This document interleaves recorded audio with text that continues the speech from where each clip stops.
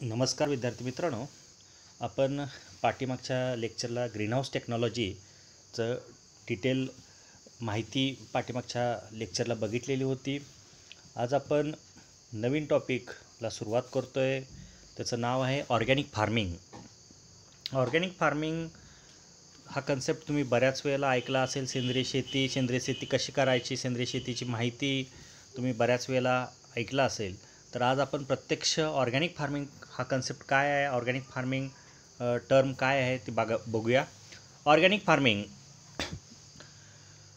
Farming is the crop production system which avoids the use of chemical fertiliser, pesticide and growth regulators.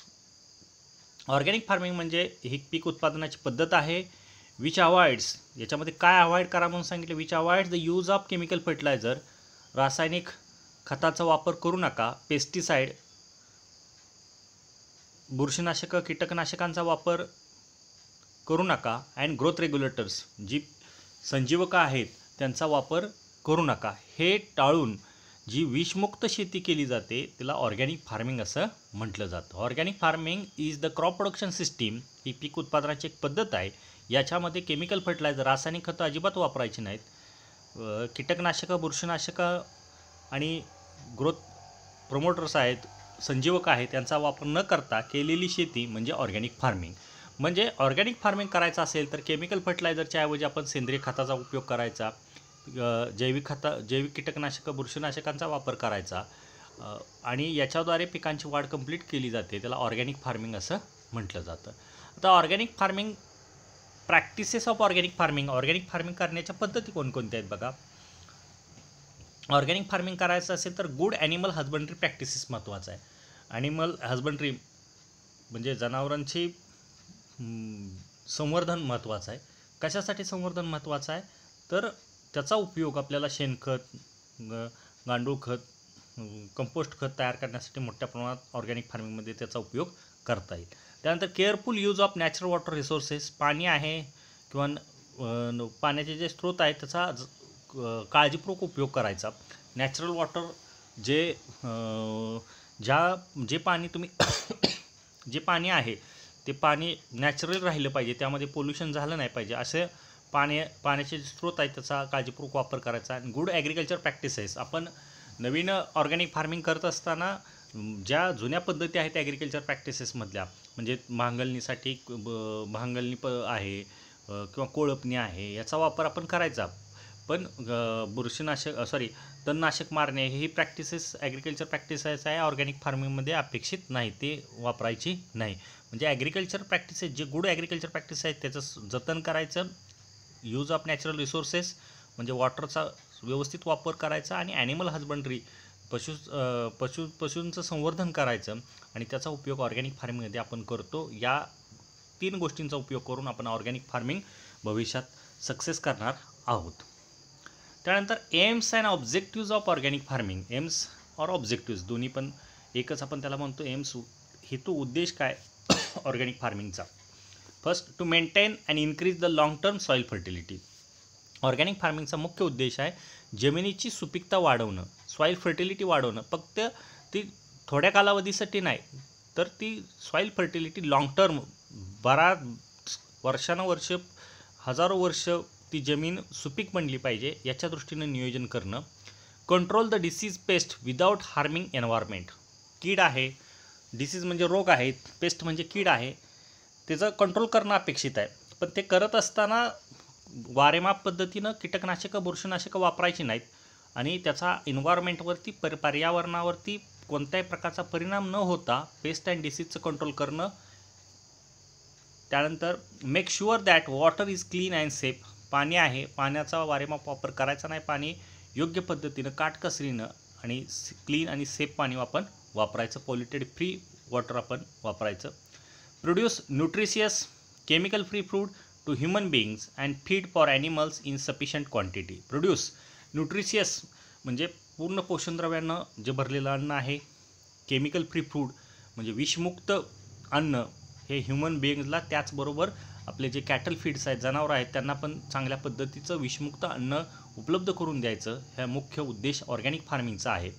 To use as far as possible the renewable resources, जास्त करून आपण renewable रिसोर्सचा वापर करायचा. Renewable resources म्हणजे जे रिसोर्सेसचा पुनर्वापर आपण करू शकतो अशा रिसोर्सेसचा आपण मोठ्या प्रमाणात वापर करायचा. म्हणजे प्लास्टिक आहे, हे प्लास्टिक परत आपण रिन्युएबल करू शकत नाही किंवा वापरू शकत नाही. पण ॲग्रिकल्चरमधले जे रिसोर्सेस आहेत पुनर्वापर आपण करू शकतो असे रिसोर्सेसचा वापर करायचा. समजा आपण ऊस घेतला, ऊसाचा पाला आहे, पालापासून परत कागद, असे त्याचे त्या सोर्सेसचा परत आपण रिन्यू तयार करू शकतो, परत पुनर्वापर करू शकतो. रिन्युएबल रिसोर्सेस आपण तयार करू शकतो त्यापासून.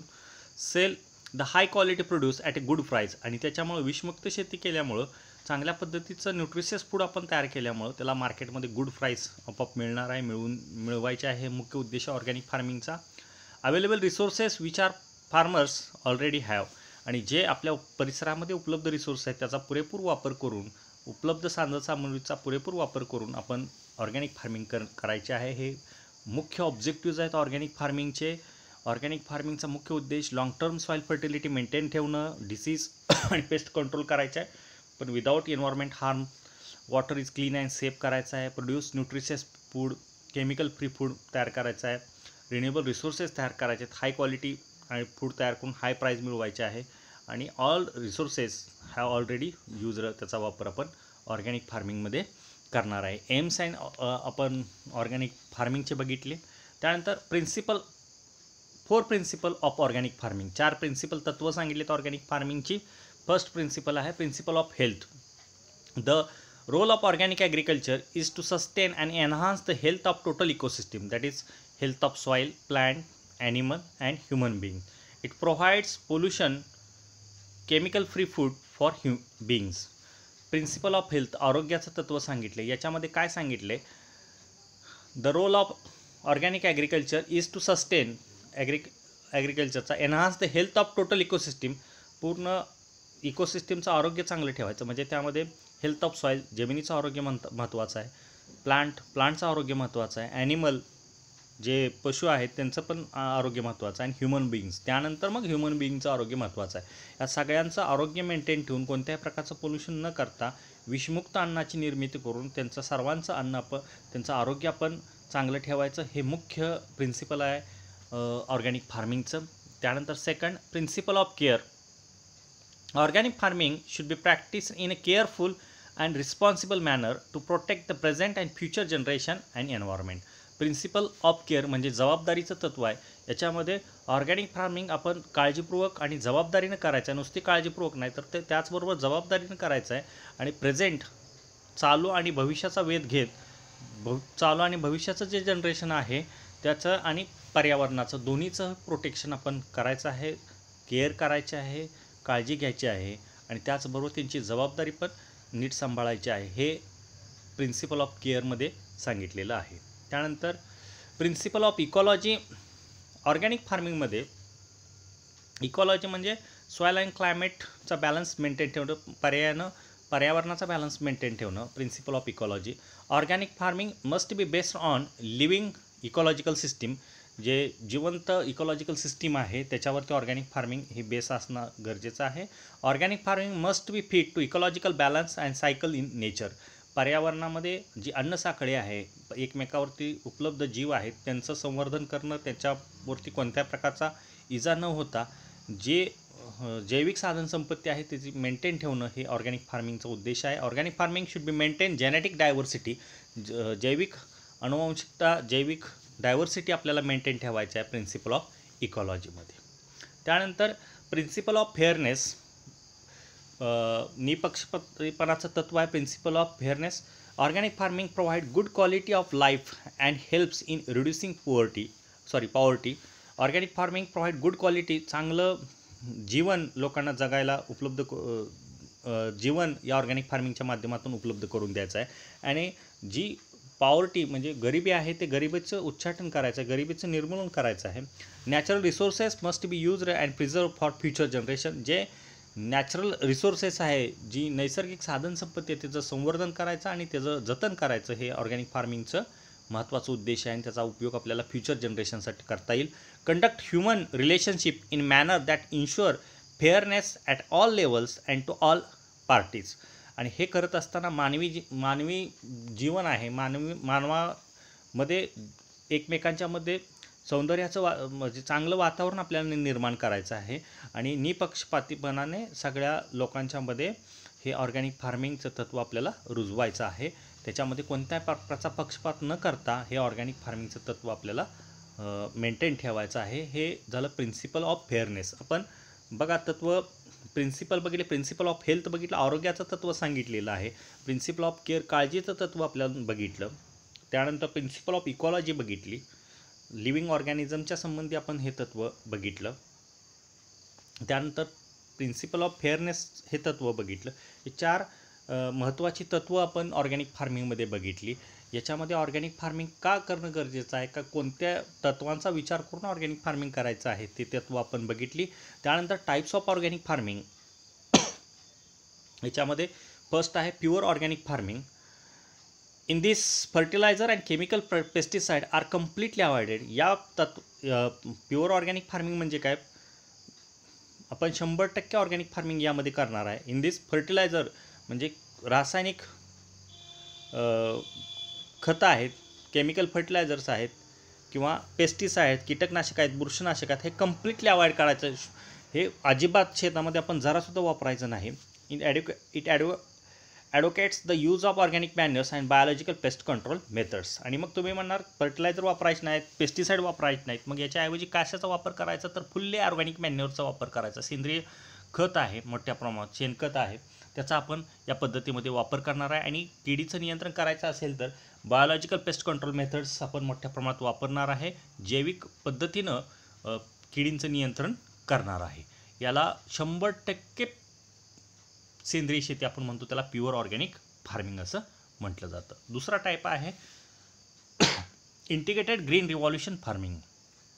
In this farming techniques are developed and are combined with high input technology in order to create integrated systems such as INM, IPM and IWM.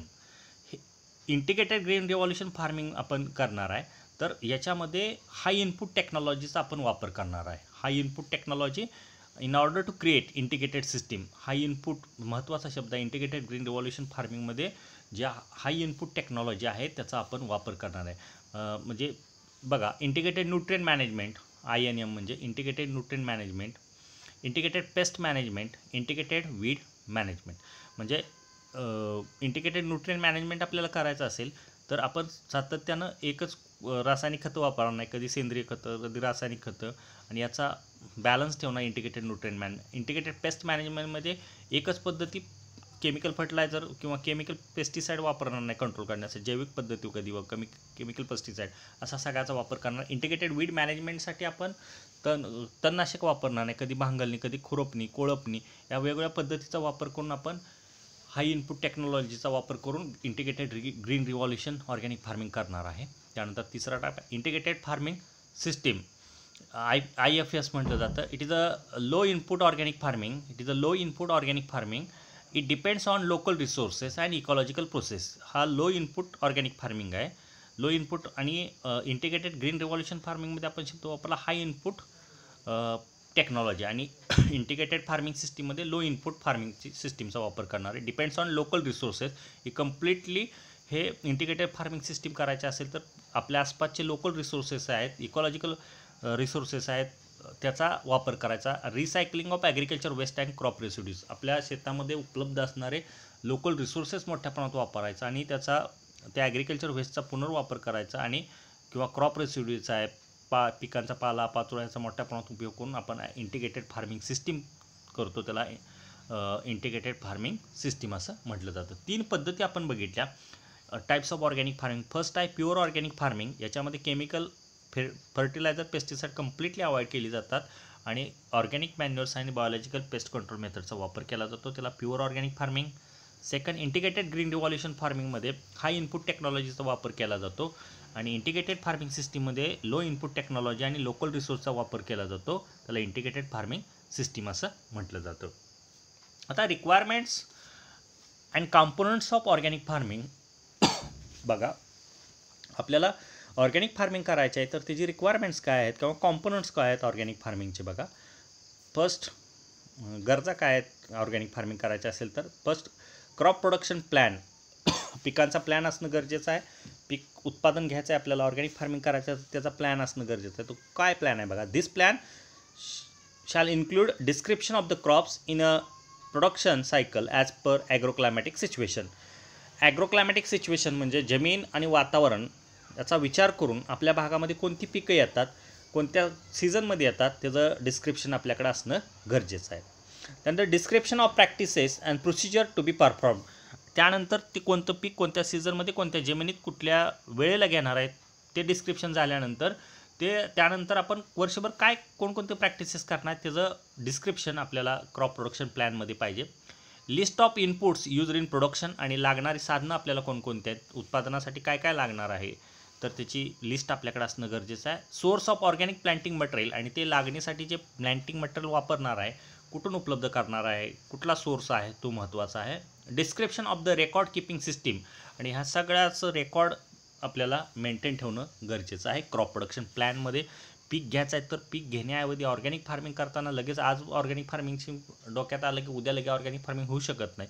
त्याच्यासाठी तुम्हाला हा प्लॅन बनवावा लागणार आहे आणि प्लॅननुसार आपल्याला ऑर्गॅनिक फार्मिंगचं नियोजन करावं लागणार आहे. त्यानंतर second conversion requirement.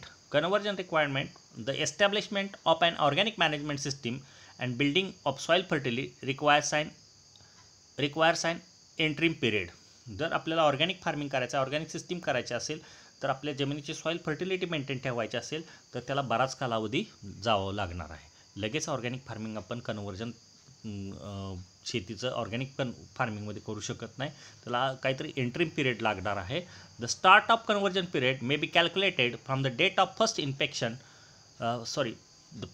Inspection by the certification body. आपला कन्वर्जन पिरियड कधीपासून कॅल्क्युलेट केला जातो तर ज्या दिवशी आपला प्लॉट सर्टिफिकेशन बॉडीनं बघितला जातो ना, ऑर्गॅनिक फार्मिंगला आपण तयारी चालू केली असं होतं त्या तारखेपासून आपला कन्वर्जन पिरियड किंवा कन्वर्जन टाईम पकडला जातो. कन्वर्जन रिक्वायरमेंट म्हणजे रासायनिक शेतीतून ऑर्गॅनिक फार्मिंगकडे वळत असताना मधला जो पिरियड आहे त्यामध्ये जमिनी विषमुक्त होणं, चांगल्या पद्धतीचं ऑर्गॅनिक फार्मिंग आपल्या शेतामध्ये डेव्हलप होण्यासाठी जो कालावधी लागतो त्याला कन्वर्जन रिक्वायरमेंट्स आपण म्हणू शकतो. Third one duration of conversion period. हा ड्युरेशन किती आहे, रासायनिक शेतीतून तुम्ही सेंद्रिय शेतीकडे वळताय, ऑर्गॅनिक फार्मिंगकडे वळताय तर मग त्या ऑर्गॅनिक फार्मिंगमध्ये कन्वर्जन होण्यासाठी तुमच्या जमिनीला किती कालावधी लागणार आहे त्याला ड्युरेशन ऑफ कन्वर्जन पिरियड आपण म्हणतो. In case of annual and biannual crops conversion period of at least 2 years before sowing. जे ॲन्युअल आहेत, वार्षिक पिकं आहेत, बहुवार्षिक पिकं आहेत, 2 वर्षाची पिकं आहेत, conversion period at least 2 years before sowing त्यांचा जवळजवळ 2 वर्ष हा कालावधी लागतो त्यांना ऑर्गॅनिक फार्मिंगमध्ये येण्यासाठी किंवा ऑर्गॅनिक फार्मिंग आपण त्यावेळेला म्हणू शकतो. 2 वर्षानंतर त्या शेतीला आपण ऑर्गॅनिक फार्मिंग म्हणू शकतो. In case of perennial plants जे बहुवार्षिक आहेत, फळं आहेत, फळझाड आहेत अशा ठिकाणी in case of plants other than grassland गवतं वगैरे सोडून can be certified as organic after at least 36 months that is 3 years. जे फळबागा आहेत, जे पेरिनियल क्रॉप्स आहेत, बहुवार्षिक पिकं आहेत, जे 2 वर्षापेक्षा जास्त तुमच्या जमिनीवर राहतात अशा पिकांना पेरिनियल क्रॉप्स आपण म्हणतो. ते पेरिनियल क्रॉपसाठी 3 वर्षाचा कालावधी आहे. म्हणजे ते पीक लावल्यानंतर ऑर्गॅनिक फार्मिंगमध्ये त्याचं रूपांतर व्हायला 3 वर्ष लागतात. म्हणजे तुमची शेती ऑर्गॅनिक फार्मिंगमध्ये कन्सिडर करण्यासाठी हा कालावधी आहे तो 3 वर्षाचा आहे. The accredited certification bodies decide extension और reduction of conversion period depending on the past use of the land and environmental condition. आपल्या सर्टिफिकेशन बॉडीला आपलं प्लॉटला ऑर्गॅनिक फार्मिंग म्हणून मान्यता द्यायची असेल तर त्याच्या अगोदर हा कन्वर्जन पिरियड रिड्यूस होऊ शकतो. तुमच्या अगोदर पास्ट हिस्ट्री महत्त्वाची आहे. तुम्ही शेतामध्ये अगोदर किती खतं, रासायनिक खताचा वापर कसा केला आहे, शेती कशी यूज केली आहे, एन्व्हायरमेंटल कसं आहे तुमच्या शेताचं, हे सगळं विचार करून कन्वर्जन पिरियड कमी किंवा जास्त होऊ शकतो. हे ड्युरेशन ऑफ कन्वर्जन पिरियडमध्ये आपण बघितलं. आजच्या लेक्चरमध्ये आपण काय बघितलं थोडक्यात एक वेळ शॉर्टमध्ये परत एक वेळ बघूया आपण. आजच्या लेक्चरला आपण ऑर्गॅनिक फार्मिंग म्हणजे काय बघितलं. Organic farming means is the crop production system which avoids the use of chemical fertiliser, pesticide and growth regulators. Organic farming म्हणजे रासायनिक खतांचा, कीटकनाशकांचा, बुरशीनाशकाचा, ग्रोथ हार्मोनचा कोणत्याही प्रकारचा वापर न करता केलेली शेती, त्याला ऑर्गॅनिक फार्मिंग असं म्हटलं जातं. आणि ऑर्गॅनिक फार्मिंगचे एम्स आपण बघितले, ऑब्जेक्टिव्स बघितले. ऑर्गॅनिक फार्मिंग कोणत्या उद्दिष्टानं आपण ऑर्गॅनिक फार्मिंग चालू केले, ऑर्गॅनिक फार्मिंगचा उद्देश काय, ऑब्जेक्टिव्स काय आपण बघितले. त्यानंतर 4 principle of organic farming, principle of health बघितलं, प्रिन्सिपल ऑफ केअर बघितलं, त्यानंतर प्रिन्सिपल ऑफ इकॉलॉजी बघितलं, त्यानंतर प्रिन्सिपल ऑफ फेअरनेस बघितलं. हे 4 प्रिन्सिपल बघितली. त्यानंतर types of organic farming, pure organic farming, second one integrated green revolution farming आणि इंटिग्रेटेड फार्मिंग सिस्टीम. आणि requirements and components of organic farming, organic फार्मिंगची काही गरजा आहेत. क्रॉप प्रोडक्शन प्लॅन असणं गरजेचं आहे तुमच्याकडं. त्यानंतर कन्व्हर्जन रिक्वायरमेंट काय आहे, तुमचा रासायनिक शेतीतून ऑर्गॅनिक फार्मिंगमध्ये वळत असताना कन्व्हर्जन रिक्वायरमेंट्स आहेत, ड्युरेशन आहे, कालावधी किती लागतो, अजून याच्यामध्ये मुद्दे भरपूर आहेत. ते रिक्वायरमेंट्स आहेत, तो भाग आपण राहिलेला भाग पुढच्या लेक्चरला बघूया. आज आपण या ठिकाणी थांबूया. धन्यवाद.